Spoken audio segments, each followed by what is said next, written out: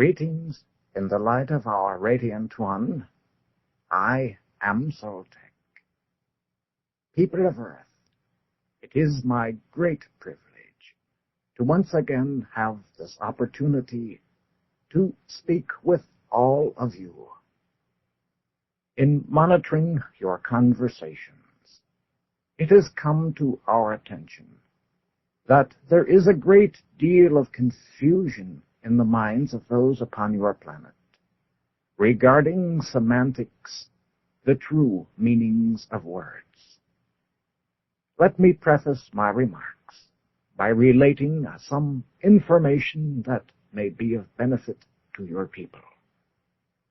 In the past, there existed upon your planet, in one of the great cities of that which you call North America, an institute which had a great deal to do with semantics and the meaning of words. This institute had but one purpose in its creation, and that was to make available to all men and women upon your world the true meanings behind not only words, but also the methods of using the mind, the nervous system, and the physical brain.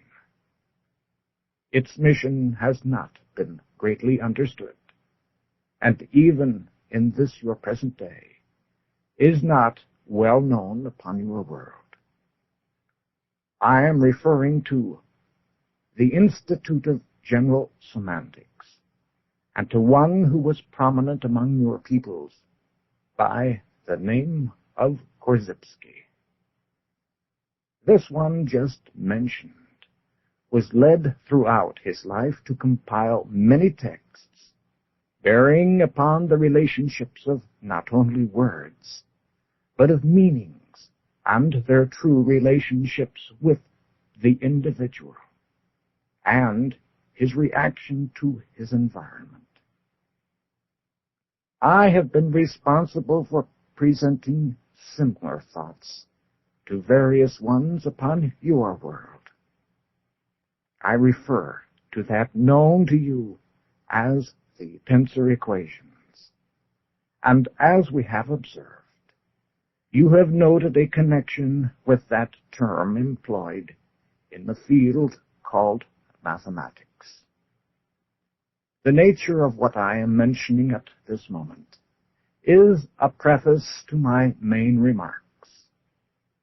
We have made our thoughts known to your people. We have presented challenges to the minds of those who could grasp their import. Our tensor equations and concepts, if learned and used by your people, would open up entire new vistas in the control of matter and environment, and increase your individual degree of awareness. In one of my previous communications to your people, I made the statement that it was outside the realm of the physical sciences at this time upon your world that noteworthy progress could be anticipated in the solving of environmental problems upon your planet. I reiterate that statement at this time. I also offer to the people of your world that in the application of the tensor equations and concepts, that not only could your environment be transformed in a matter of moments, but you as individuals would know a new sense of freedom, a new concept of awareness that your minds do not even grasp at this moment. I will explain the term tensor as meaning the degree of thought potential present in that called the synapses of your brains, and the term equation as the thought process and method necessary to create new synaptical junctions within that organ you term the brain. Therefore, tensor equations have to do with increasing the activity of the brain by providing new synaptical connections to heretofore unused areas of this organ. To you, people of Earth, there remains precious little time to determine whether or not it is within your ability to grasp the fundamental concepts. This is not as difficult as you might believe. It requires that you make an effort to think, an effort we have noted many of your people greet with little enthusiasm. I have mentioned in the past a tensor process that is known as similarity transfer. You call this by another term, that of teleportation. We similarize or teleport molecules of matter from one point in space and time to that of another. It is a very simple process. The engines aboard our spacecraft do not work on this principle, however. I am speaking now in terms of the transport of physical matter and of the physical body without the benefit of one of our spacecraft. All space and time are interrelated throughout that which you call universe.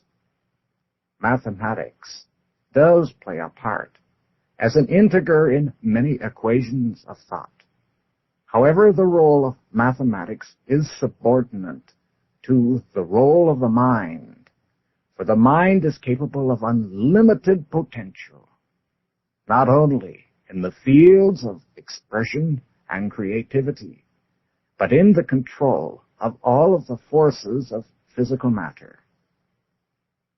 I have stated to your people that the map was not the territory described, that a chair possesses many other attributes and qualities beyond the perception that you have of it. I have stated that to identify is an exercise in earthly Aristotelian logic, which is not valid. There have been a few minds upon your world who have grasped the significance of that which has been presented. The reason we detect for larger numbers upon your world not grasping it is because of the inertia, or, as you have a way of stating it, the laziness of those upon your world to think. To think is to be aware, and to be aware of one's true self is an objective of life, among other things. The trouble seems to be that for the majority of people upon your world, to think and to know themselves and their potential is not the objective of their effort. The achieving of an unlife is not the achieving of understanding. And if you would take a few moments of your time to evaluate just what the prefix and those two letters represent, UN, and how you use them with the words that you commonly employ, you might open up an entirely new vista of knowledge. It is for you, people of Earth, to change the conditions upon your world. We of the Confederation, with a love for man that knows no limits, cannot solve the predicament in which you find yourselves. However, we can be instrumental in alleviating some of the effects of your folly. The conditions on your planet are the result of your lack of thought and awareness. It is also the reflection of those ideals which you did not cherish. Many of the ills and much of your unhappiness is caused by the widely held theory of self-sacrifice. Soon, my brother Manka will have some comments to make on that topic. Many of you search desperately for love and never experience it. The reason for this is that the majority of those on your world have not grasped the essence of this state of awareness. I am not being critical, mind you. I am merely commenting on the abysmal lack of a spark that motivates the true character of man to the loftier heights that are well within his reach. Is it, my brothers and sisters, so far beyond your grasp that you cannot spare the time or put forth the effort or seek and attain all that is within your grasp? Whatever your motivations, whatever your desires, whatever you would have for man is within your reach. And yet, like demented creatures, you scurry from one conceptual fallacy to another, ever exploring, ever hoping to find the solutions to your problems and to find a state of happiness. I have heard many times that many of you are seeking awareness. I would ask this question: awareness of what? For people of Earth, you do not know what goals you seek. You have placed limits and arbitrary values on that which you consider to be beneficial to your state of being. Down through the ages, your people have evaluated each new personage on the grand stage of your world affairs as someone to be admired, to be worshipped, to be followed, and worst of all, to be mimicked. The great thinkers that were once on your world are no longer present. And if you observe the world on which you live, there are few thinkers present. Why not ask yourselves why this is so? Why have the men who used their minds deserted your world? You now have few originators of unique thought. For mankind, even handicapped as he has been, still has the ability to look within, to look about, and ever to embrace that which is the result of his own thinking. And yet you have delegated the act of thinking to the poorest among you.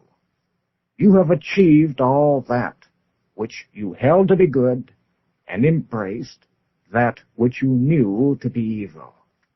The best among you were sacrificed to the least common denominator of man, to the lowest in degrees of awareness of consciousness. People of Earth, how long do you wish to perpetuate this condition, this abysmal swamp of the hopeless, of the not quite so? We of the Confederation have always stood ready to assist, but so few have asked. The great beings who inhabit the levels of subtler awareness about your planet have also been willing to assist, and few have sought them out. You claim you do not know the way. You claim you do not know how. Do you expect someone to think for you at each and every step? Are you not capable of progression by yourselves? Do you not recognize the innate integrity and character of the light within you? Can you not trust and follow the leadings of your mind? Is it beyond your grasp to simply make the statement, I shall think? It will be our great privilege in future of your communications to reveal to those who have the true desire to learn additional of our tensor equations. We will attempt to present to your peoples the knowledge that is required, but please understand that knowledge is only information, and unless some among you make the attempt to correlate the information and apply it, all of this knowledge will not do very much good. You would merely be like little children, delighted with a few tantalizing new thoughts. It has always been my hope that there were upon your world those with enough awareness to realize that they are man, that man as such has a destiny to fulfill, a creator to know, a philosophy to practice, a world to become aware, and to assist all man everywhere. I am extending, for the benefit of those who would grasp it, that which can be of some help. It is up to you, people of Earth, as we have stated on many occasions, to grasp that which is yours, to express that which you represent, our infinite one. Look about you. Is this the world you would invite your friends to share? To what do you point with pride? The monuments of your physical sciences? The constructions and architecture upon your world? These mere arrangements of atomic matter? Your accomplishment in finally setting foot upon your neighboring satellite? Is this to what you point to? In what way does the most magnificent edifice upon your planet inspire the greatness, bring out the dignity, express the integrity, and shout to the heavens the quality of man? Some of your other actions are not worthy of my comment. As difficult as many of you find my words to be, I do not, people of Earth, criticize you in this moment. I am merely taking the opportunity to shed a new light in areas that have been so frequently overlooked. And in the future, it will be my distinct pleasure to provide for your consideration some thoughts and information that will be of benefit to your people. To those who have heard my words and thoughts, who grasp the import of that which I have stated, I welcome you, my brothers and sisters, for you are a credit to man, and regardless of the nature of the life experiences you find yourselves involved in, there shall always be those who will be lighting the path each step before it is taken, and those who shall recognize you as belonging to man. We await your decision. Adonai, my brothers and sisters, I am Soltec. Adonai.